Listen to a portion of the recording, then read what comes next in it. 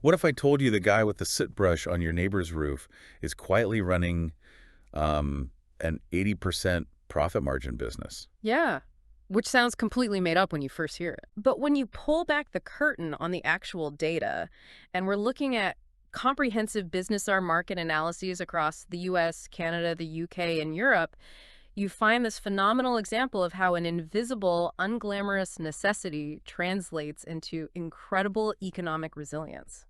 And that is our mission for this deep dive. We are going to completely blow up that Mary Poppins stereotype. Yeah, we really are. Because whether you are an entrepreneur actively looking for resilient business models, or you're just someone who loves discovering the hidden economics of everyday life, this breakdown is going to completely change how you view the local service trucks driving around your neighborhood.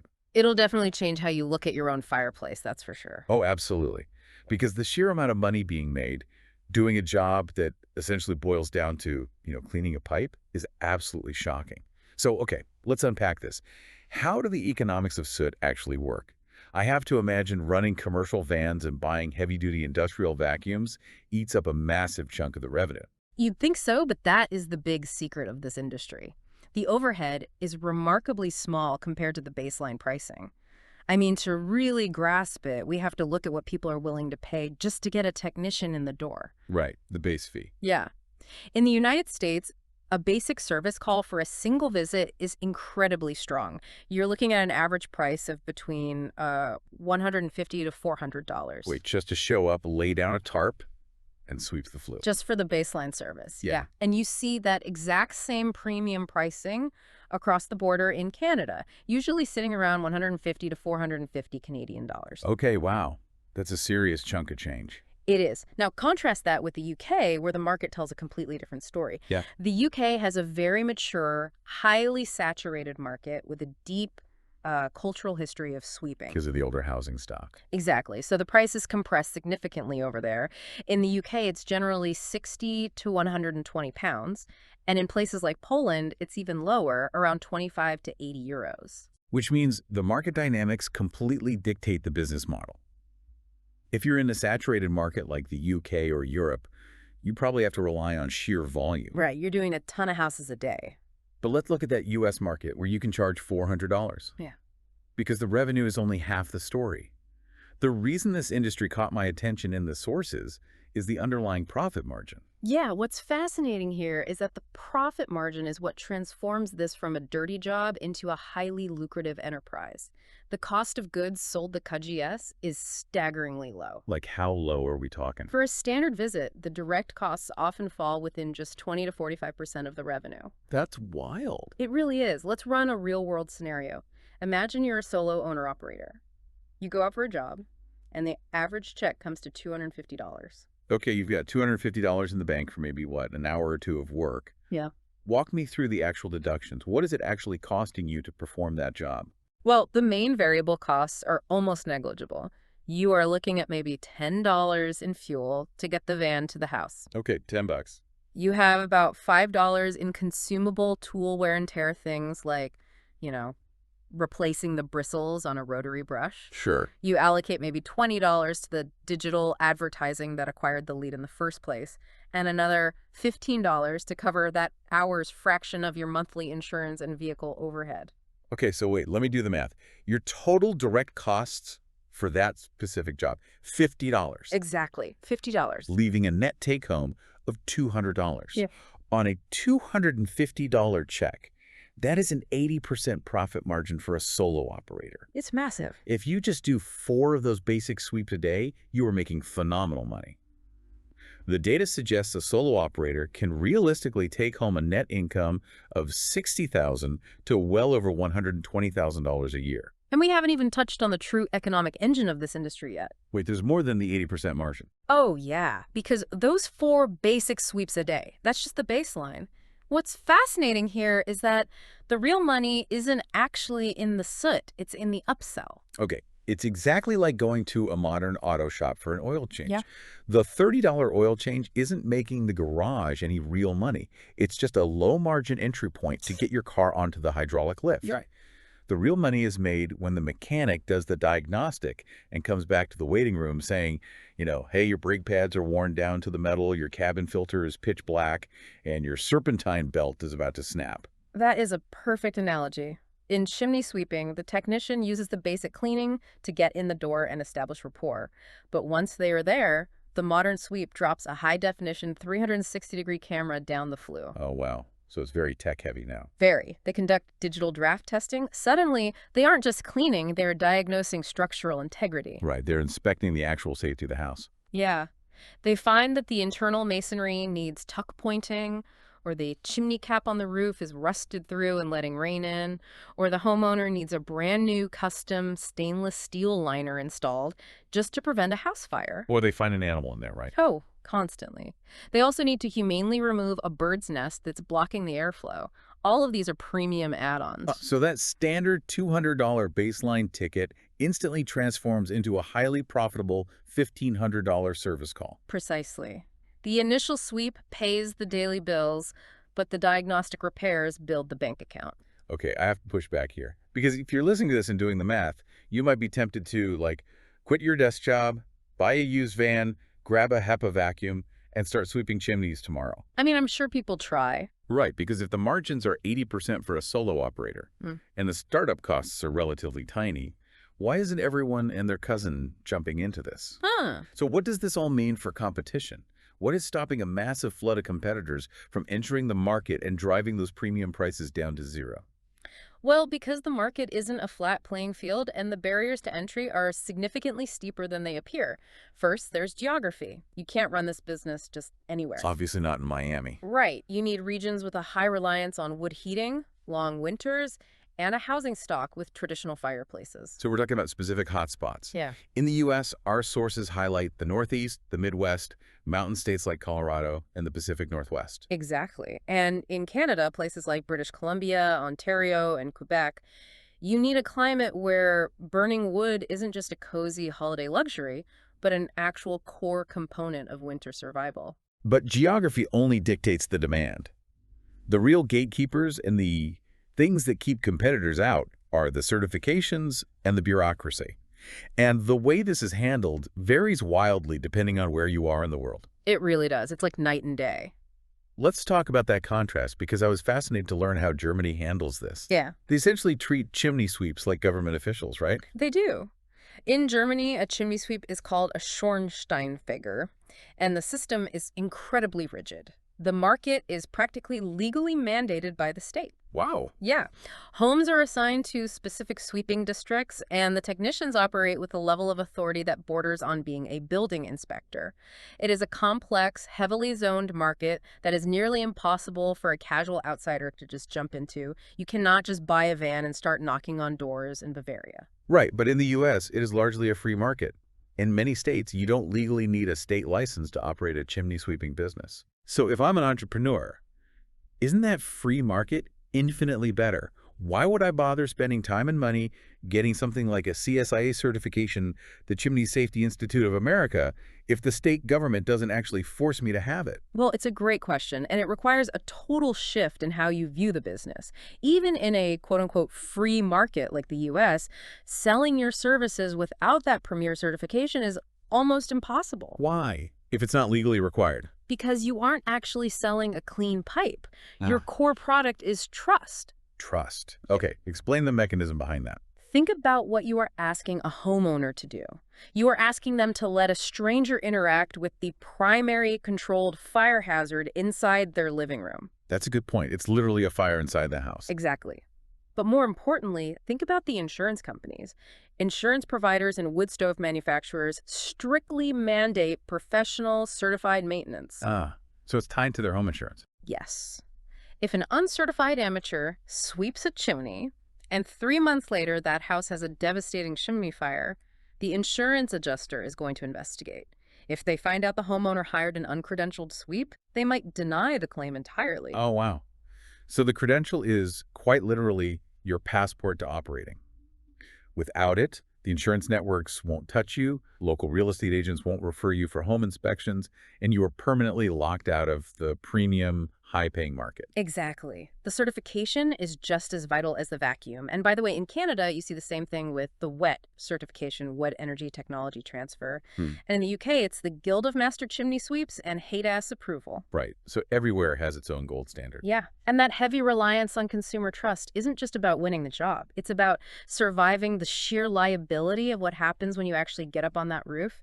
The physical and financial risks in this industry are massive. Right. Those 80% margins. They aren't just for cleaning soot. They are hazard pay. 100% hazard pay. Right. So we are officially entering the danger zone of this business model. And what surprised me most in the analysis is that the biggest, most existential threat to a new chimney sweep isn't actually a fire or falling off a roof. No.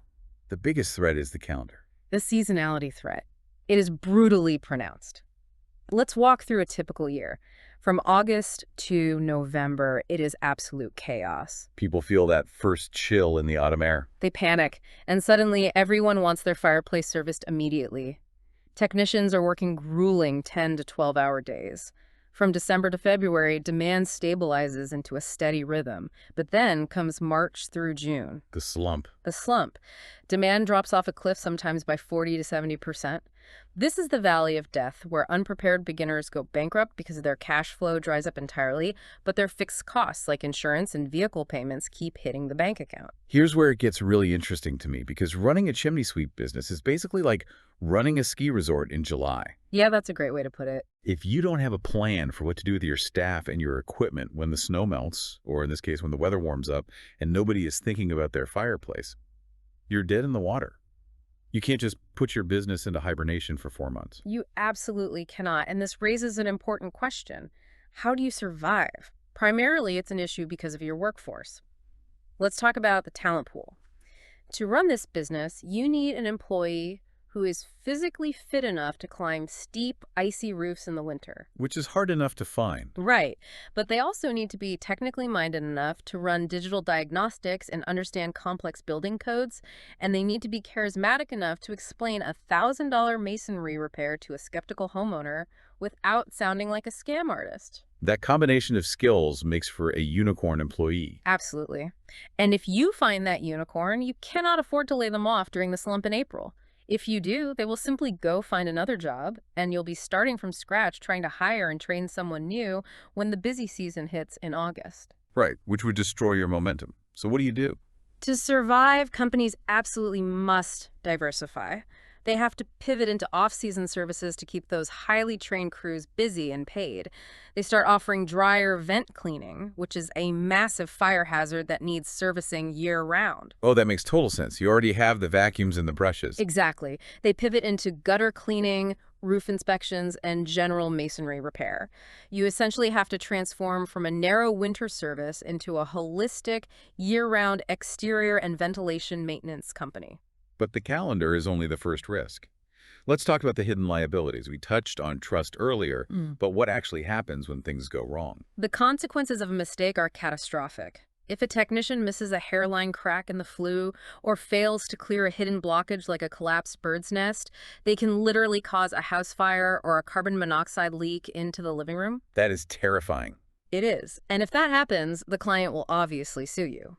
Or, what usually happens, the homeowner's insurance company will pay out the claim to rebuild the house, and then their massive legal team will come after your small business to recoup the costs.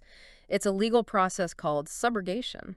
Which means carrying a robust general liability insurance policy isn't just a good idea, it's the absolute foundation of your business. Without it, one oversight erases your entire life's work. And that's just the liability to the client, plus just the physical danger of the job itself. Roof falls are one of the most common and severe risks in the industry. It requires incredibly expensive workers' compensation insurance, rigorous fall protection training, and highly specialized safety harnesses. You are paying a premium just to keep your team safe. Wow. And don't forget the sheer unpredictability of the job sites. We talked about a quote-unquote standard 1-hour clean, but any job can turn into a margin-killing nightmare instantly. You climb up on a roof and discover the 100-year-old brickwork is crumbling underneath your boots. Or the raccoons, right? Yeah. You find a family of raccoons living in the damper. Or you find rock-hard creosote glazing the internal walls that requires intense chemical treatments to break down. Suddenly, that highly profitable 1-hour slot Takes 6 grueling hours, and your daily profit margin is completely destroyed.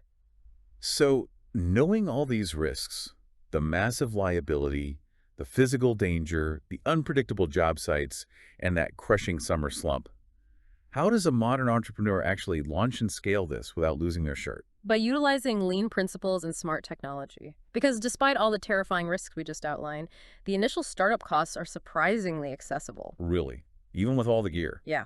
A true lean start, meaning a solo operator, a used commercial van, a professional HEPA vacuum, a set of rotary brushes, inspection cameras, ladders, your basic insurance, and a localized website runs somewhere between $10,000 and $45,000. That is remarkably low for a business model that, as we established earlier, is capable of generating $100,000 in net income in its very first year. It is. And if you have the capital and want to launch aggressively with a professional start, meaning you outfit 2 crews with fully branded wrapped vans and top-tier diagnostic equipment from day one, you're looking at maybe $60,000 to $150,000. Still, compared to opening a brick-and-mortar restaurant or a retail store, it's very accessible. Very.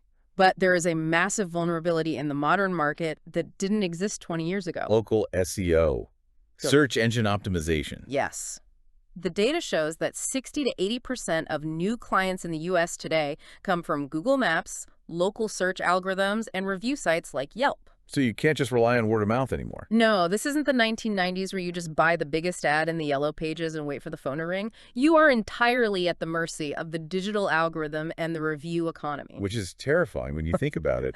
If you have a single bad interaction, maybe a homeowner gets angry because you told them their chimney is unsafe to use until they pay for a $1,000 repair. They can go online and leave a scathing 1-star review. And that single review can tank your local search ranking and essentially choke off your entire lead flow overnight. Which means your customer service, your conflict resolution, and your digital reputation management are just as critical to your survival as your ability to handle a soot brush. Absolutely critical. Okay, so let's look at the actual math of scaling this business, because the scaling secret here completely changes the game. Scaling a local service business is not simply, hire one more technician to work more hours.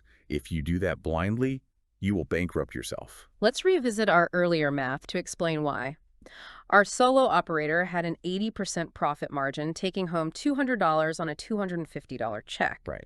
But look what happens the moment you hire an employee. If that average check is still $250, you now have to pay that technician's hourly wage. Let's say that costs you $60 for that specific job.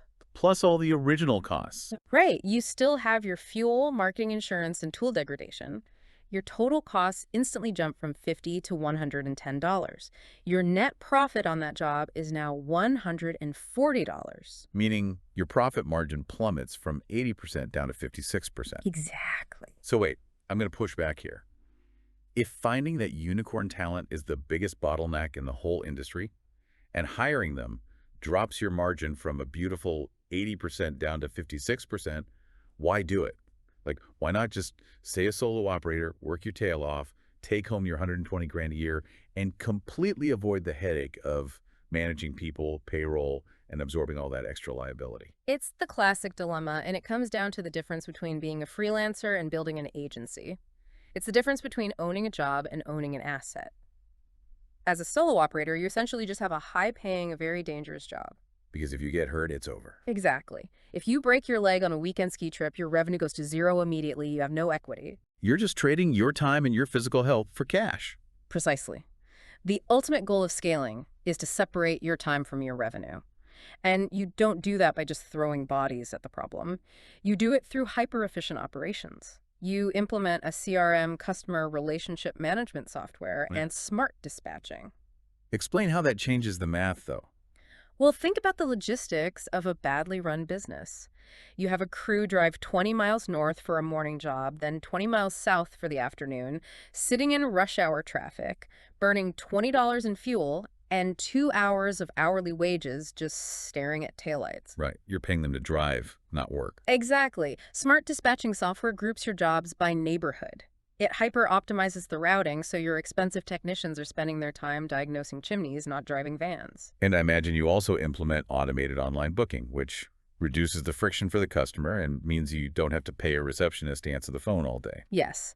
And most importantly, you secure B2B partnerships. Business to business. Right.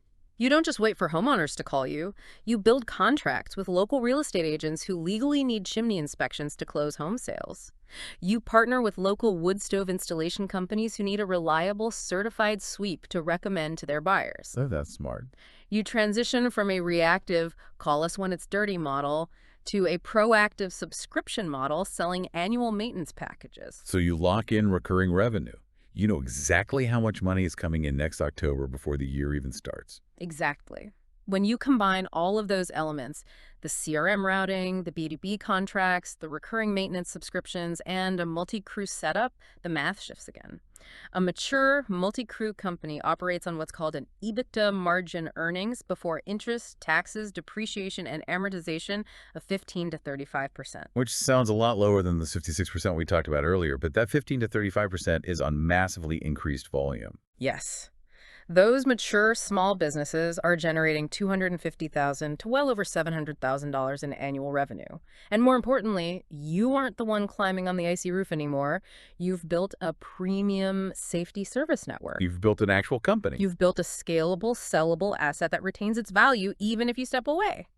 It is a complete paradigm shift from the solo guy with a brush. Mm-hmm.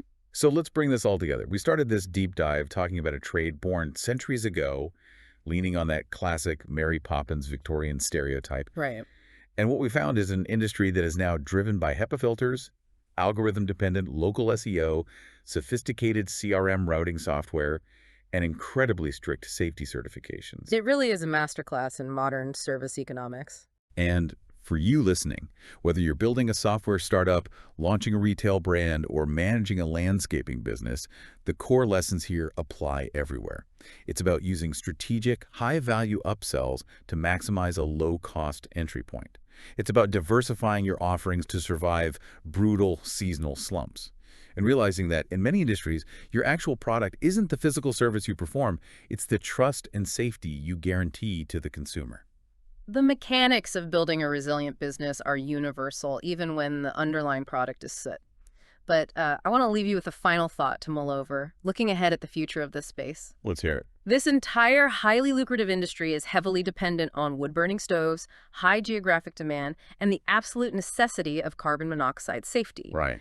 But as modern cities increasingly push toward green electrification, and some municipalities are even beginning to ban new wood-burning installations entirely to meet climate and air quality targets, what happens next? What is the future of this specific industry? That's a huge question. Will the chimney sweep of 2050 have to pivot entirely to ventilation, HVAC, and cooling systems? Or as traditional wood-burning fireplaces become a highly regulated luxury rather than a common necessity, will the remaining certified sweeps become more valuable than ever, commanding astronomical premiums for maintaining a dying art? Wow. There's a fascinating tension between modern climate policy and an ancient trade. We will leave you to ponder that one. Keep questioning the hidden mechanics of the world around you. Keep looking past the stereotypes, and we will catch you on the next deep dive.